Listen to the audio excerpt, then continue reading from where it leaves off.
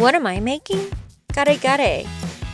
This well-loved peanut-flavored stew has a varied origin story with influences from India, Portugal, and Africa.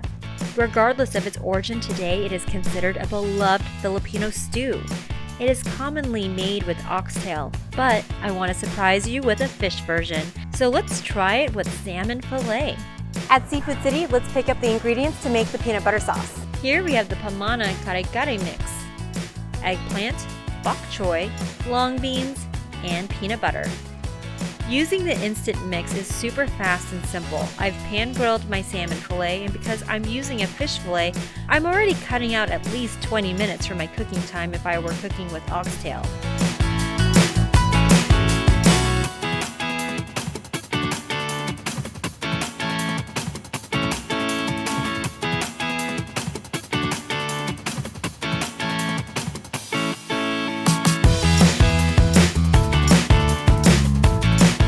A wonderful condiment to kare kare is, of course, bagoong and white rice.